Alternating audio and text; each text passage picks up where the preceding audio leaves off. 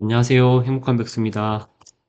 오늘은 그 반포 DH 클래스트 조합원 재분양 신청의 사례를 좀 가지고 왔습니다. 이게 뭐 시작은 어떻게 됐었냐면 그 42평형 가진 분께서 이게 펜트를 신청을 해야 되냐 말아야 되냐 이런 고민이 있으셨어요.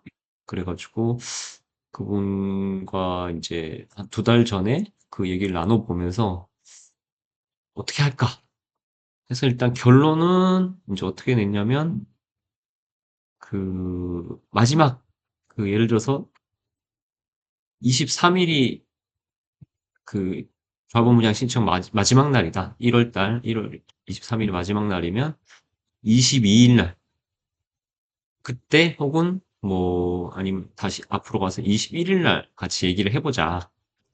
왜냐하면 그때까지는 다들 눈치를 보고 있을 거니까 예. 그때 가서 다시 얘기를 해보자 했고 그분과 이제 같이 전략을 짜보면서 아 이게 진짜 조합원 분양 신청 하나로 수십억이 왔다 갔다 할 수 있구나 이런 거를 이제 좀 봤고 이거를 공유를 해드리려고 영상을 준비하게 됐습니다. 지금 여기는 이제 모든 평형대가 지금 보시면 이제 마포주공 1단지 1, 2, 4주구 1, 2, 4주구 반디클이라고 부르죠. DH 클래스트 아파트의 그 조합원 분담금 내역이에요. 무슨 얘기냐면 32평형이 있고 42평형이 있고 60평형이 있는데 이분들이 만약에 좀 큰 평수를 선택을 한다 해볼게요. 예. 만약에 32평형 분들께서 53평형 신청한다라고 하면 평균적으로 얼마를 내면 돼요? 한 4억 가까이만 내면 되는 거죠. 저기 보시면 요거 3억 7,600. 요 금액만 내면 되는 거. 42평형 가지신 분들은 85평형을 선택을 하더라도 2억만 내면 되는 거. 자, 그러면 60평형 가지신 분들은, 기존에 60평형 가지신 분들은, 어, 80, 85평형까지도 다 환급을 받잖아요. 뭐 6억 환급 받고, 86 펜트 신청하면 13억 추가 분담금 내야 되고, 요런 느낌인 거예요. 그래서 사실상 그 뭐, 또 뒤에도 나오지만 원 플러스 원을 신청하더라도 그 자료는 여기다 첨부가 안 돼 있는데, 그래도 환급 받아요. 뭐 34평 플러스 25평 하면 다 환급받고 그런 상태라서 이분들이 이제 대형을 하나 할 것인가 이쪽에 있는 대형을 하나를 할 것인가 똘똘한 한 채를 할 것인가 아니면 뭐 이런 46평 52평 이런 거 플러스 5구 타입 5구 타입을 하나 더 할 것인가 25평 이걸 하나 더 할 것인가 이런 선택에 뭐 큰 틀에서 이 선택의 대형이냐 원불 원이냐 이거를 고민해야 되는 거고 그 다음에 감정가가 내 것의 감정가가 좀 높은 뭐 42평형에서 높다. 32평형에서 높다. 그럼 예를 들어 32평형 같은 경우는 50평대, 60평대까지는 갈 수 있는데 안정권으로 70평, 85평 같은 경우는 좀 물음표인 거예요. 왜냐하면 앞에서 42평형하고 60평형이 많이 신청해버리면 이분들은 뒤로 밀리는 거죠. 아, 죄송해요. 이 32평형은 뒤로 밀리는 거예요. 네. 그래서 다른 분들은 별로 고민이 없는데 여기 32, 42 중에서 감정가가 상당히 높은 수준인 분들, 그 다음에 60평형 중에서 감정가가 상당히 낮은 분이신 분들, 이분들이 조금 고민이신 거예요. 그분들은 어떤 선택을 해야 되냐? 예. 그래서 어떻게 해야지 내 자산이 뭐 예를 들어서 지금 52평형 신청된 거랑 만약에 85평형 신청된 거랑 가격 차이가 꽤 많이 나는데 그게 뭐 30억씩 차이가 날 수도 있는데 어떻게 해서 이런 게 내 재산을 지키느냐, 예, 손해를 안 보고 그런 관점에서 이 조합원 분양 신청이 너무나 중요했었어요. 근데 결과적으로 어떻게 됐냐면 조합원 열의 일곱이 다 큰 평수 신청했다. 이게 기사에도 나올 만큼 이제 다 한 채로 하는 거죠. 왜냐면 이제 두 채 있게 되면 세금 문제가 너무 이제 세금으로 인해서 세후 수익률이 떨어져요. 수익률이 떨어지기 때문에 세후 수익률이 떨어지기 때문에 그리고 이 반포 주공만 있는 게 아니라 기존에 또 다른 집도 가지고 계신 분도 많기 때문에 원플 원을 여기다 추가해버리게 되면 주택수가 기하급수적으로 그 세 채까지 막 늘어나니까 세금 문제가 더 큰 거죠. 그래서 한 채를 주로 선택하신 분들이 많았다. 그런데 대형이 더 압도적인 그 선택을 받았다. 원뿔원 이것보다도 대형, 네, 대형을 신청했다. 그래서 한번 볼게요. 지금 보시면 59평형부터 여기가 이제 59평형이고요. 그 다음에 저 뒤에 펜트 여기가 53, 복층이네 얘는. 네, 52, 46. 자, 보면 여기 지금 이렇게 쭉 갈라가지고 여기서부터 오버 부킹이 들어온 거죠. 예, 96세대가 더 많이 신청했고 77세대가 더 많이 신청했고 17세대가 많이 신청했고 뭐 이런 느낌인 거예요. 자, 그때 이제 이 고민을 하게끔 만들어주신 분이 여쭤본 거는 뭐냐면, 사실 85평형을 신청하면 본인은 이제 42평형이었기 때문에 그 중에서도 좀 감정가가 높은 수준이었기 때문에 여기에서 안정적으로 받는다. 85평형 안정적으로 받으면 뭐 솔직히 42에서 85로 가도 추가 분담금도 거의 없다시피 하고 내 물건의 재산의 가치도 뭐 최소 110억 이상이잖아요. 예. 지금 나오는 금액이 뭐 130억에도 나온다고 그러던데. 이런 느낌이니까 일단은 뭐 이것만 하면 되는데 왜 고민이 되냐? 얘를 무조건 받을 수 있음에도 불구하고 왜 고민이 되겠어요? 혹시나 저층 아니면 뭐 고층 비한강뷰 예. 아무튼 한강뷰가 안 나오는 거 이런 게 걸리면 그 물건의 가치가 막 30억씩 그 떨어지는 거예요. 한강뷰 나오는 것보다. 예. 그러니까 뭐 평당 뭐 예를 들어서 평당 0.5억 차이가 난다고 치면 뭐 85평이면 뭐 한 40억 차이가 날 수도 있겠네. 예. 한강뷰 나오는 것과 안 나오는 것과 한강뷰 나오는 건 평당 2억인데 아이고, 한강뷰가 나오는 건 평당 2억인데 안 나오는 거는 뭐 1.4, 1.5억일 수도 있는 거잖아요. 그러면 이제 그 시세 차이가 심하죠. 이 85평형에 대해서. 네. 우리가 전날 이제 1월 22일 날 하루 전날, 23일 하루 전날 혹시나 그래서 한강뷰가 안 나올 걸 대비해서 이쪽 펜트를 신청하게 되면 한강뷰가 다 대부분 뭐 90% 이상 나오니까 내가 추가 분담금 20억을 더 내더라도 내가 42평 중에서 약간 그 높은 수준의 권리가를 가지고 있으니까 이쪽에서 자리를 잡아가지고 이분들이 신청하고 남는 거. 그러니까 총 25세대 중에서 이분들이 뭐 만약에 뭐 20세대 신청했다. 그럼 내가 5세대를 가지고 경합을 해본다거나 그럴 틈이 있으면 이걸 넣겠다는 거지. 왜냐하면 85평형은 안정적으로 받을 수 있지만 뭐가 문제가 돼요? 저층 가능성이 있잖아요. 펜트는 20억을 더 내지만 뭐가 좋아요? 당첨만 된다라고 하면 고층이잖아요. 그리고 한강뷰가 거의 보장이 되니까, 예. 그러면 그것만 해도 한 뭐 50억 이상 차이가 나는 거예요. 가치가. 예. 근데 이제 문제는 뭐냐면 하루 전날 봤더니 60평형을 가진 분들이 여기 25세대 중에 24세대까지 꽉 채워버린 거예요. 그러니까 우리의 어떤 조금 얄팍한 생각은 뭐였냐면 여기서 막 30세대 이렇게 오버 부킹이 나오는 거예요. 60세대. 그러면 25세대밖에 없는데 우리가 너무 욕심을 부렸네. 30세대면 내가 빠져야 되겠다. 나는 좀 보수적으로 이쪽으로 내려가야 되겠다.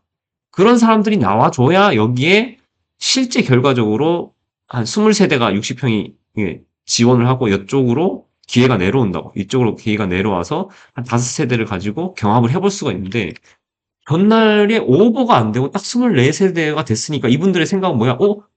처음, 그러니까 25세대 중에 24세대면 다 받겠네. 그러니까 여기에 특히 그러면 60평형 중에서 간평 낮은 분들은 들어올 생각도 못 하고 기존 분들은 나는 무조건 받겠네 이런 생각만 하니까 전날에서 85평을 가진 사람이 이쪽으로 선택을 하기에는 굉장히 부담스러운 상황인 거죠. 예. 그래서 그 부분은 이제 결국은 이쪽으로 가는 거 포기를 하고 이쪽으로 가는 걸 포기를 하고 어쩔 수 없이 85평형을 신청을 했습니다. 그래서 나온 결과가 이런 식인 거죠. 85평형에 82명이 그다음에 60평형에서 22명이 이 두 개 합치면 104개인데 어떻게 해요? 104개면 남잖아. 누구나 다 받잖아. 예. 이렇게 되니까 굉장히, 죄송해요. 111개죠. 111개니까 104개면 7세대나 남잖아요. 7세대나 남잖아요. 얼마나 좋습니까? 안정적으로 다 받게 된 거죠. 이제 그러면 이제 어떻게 해요? 이쪽에 계신 분은 동호수가 잘 걸려야 된다. 동호수 추첨이 너무 중요하다. 동호수 추첨. 그래서 제발 좋은 동호수 추첨 잘 걸리시기를 저는 바라는 마음으로 아무튼 그걸 보면서 또 하나 이제 특이한 점을 발견을 했는데 자 보세요. 여기에 89명의 42평형이 사실상 하향 지원한 거예요. 이쪽에서 이쪽으로 내려간 거예요. 왜냐면 내가 권리가가 좀 떨어지니까 여기다가 신청해 놨는데 혹시나 여기 60평형에서 많이 들어오고 82평에서도 많이 들어와서 이 111 세대를 넘어버릴까 봐 조금 낮춰서 지원한 거죠. 근데 운이 없게도 여기는 81세대밖에 없는데 42평형에서 89세대가 된 거예요. 그래서 여기가 뭐 8세대나 오버가 된 거예요. 그래서 42평형 권리가를 42평형임에도 불구하고 74평형을 8명이나 못 받는 거예요. 이게 너무 이제 안타까운 상황인 거죠. 근데 32평형 중에서 좀 놀라운 상황이 있는 게 뭐냐면 여기 보시면 아까 82명, 22명이 42, 60평에서 신청했기 때문에 111세대에서 104세대를 빼면 7세대가 남는 거예요. 7세대가. 7세대가 남는데 그걸 20명 중에서 가져가는 거야. 32평에서. 그래서 32평형 중에서 아까 제가 말씀했다시피 감정가 높은 사람이 만약에 85평을 선택을 했다라고 하면 59평을 선택한 사람보다 재산 가치가 30억 정도가 늘어나게 되는 거예요. 이게 확정적이니까. 이게 엄청난 차이인 거죠, 진짜. 어마어마한 그 놀라운 차이인 거죠. 여기 선택한 사람은 7명이나 이걸 받고, 여기 선택한 사람은 어떻게 돼요? 8명이나 못 받는 거예요. 그래서 대형에서 여기 밀리면 어떻게 돼요? 결국 이쪽으로 내려가는 거잖아요. 예.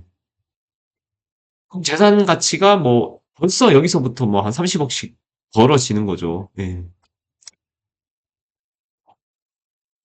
그래가지고 이게 이제 결국은 노하우인데 뭐냐면 처음에 매수할 때부터 그 내가 이 평형대가 있잖아요. 이 평형대에서 감정가 높은 걸 차지하는 게 중요하다는 거예요. 그냥 무조건 큰 평수를 사가지고 돈을 많이 넣어가지고 인풋을 많이 넣어가지고 그다음에 아웃풋도 그러니까 60평형을 선택을 하면 무조건 이런 거 선택할 수 있지. 그러니까 다시 60평형을 선택하면 뭐 무조건 이런 펜트 같은 거 할 수 있죠. 높은 거 하면. 예.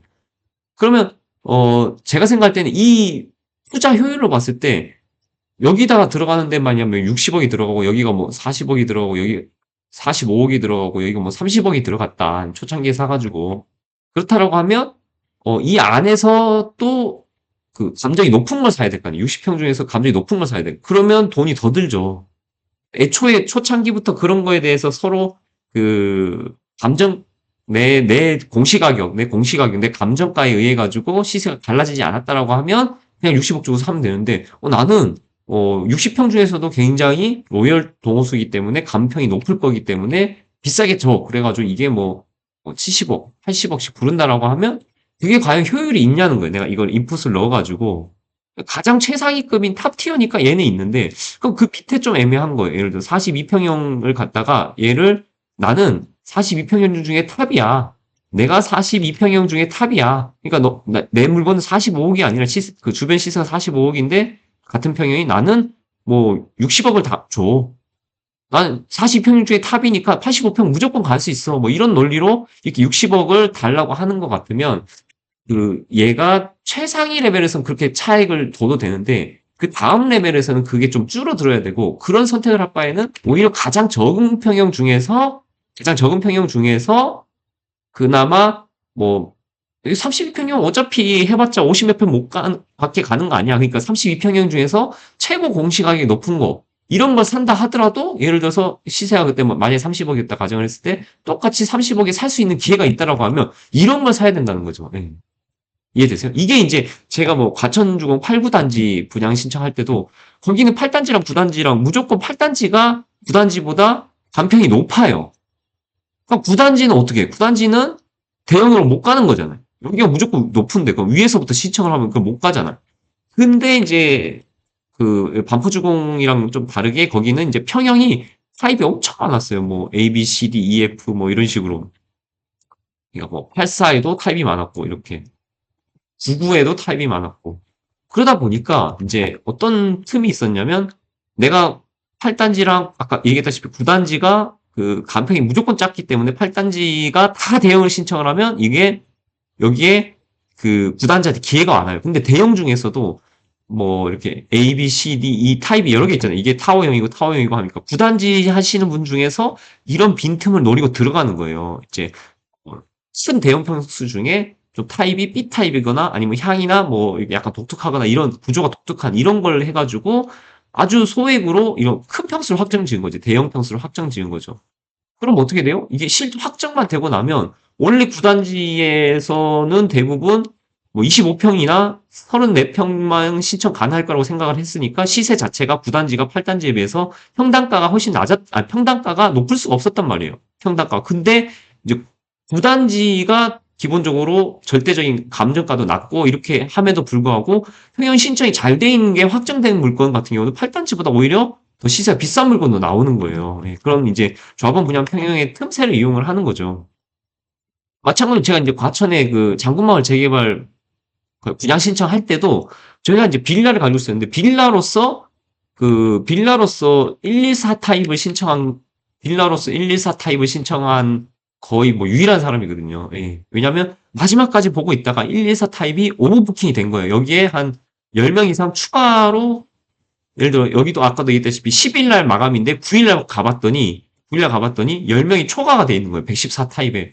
그래, 초과가 돼 있으니까 여기서 빠져나가겠지, 사람들이. 이런 생각을 해가지고 제가 굉장히 낮은 감정가임에도 불구하고 마지막 날까지 거기 자리를 지켜가지고 딜라로 114 타입을 신청을 해가지고 그 시세에 대한 차익을 얻은 사례가 있거든요. 그래서 이런 거를 응용을 하는 거죠.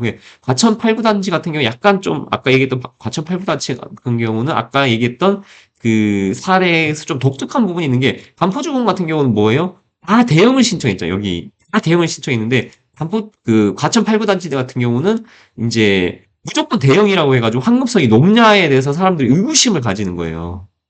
이렇게 쭉 이 무조건 대형을 신청했다는 얘기는 뭐냐면 재산상으로 이득도 보고 환급성에 대한 그 어떤 두려움도 없는 거야, 상대적으로.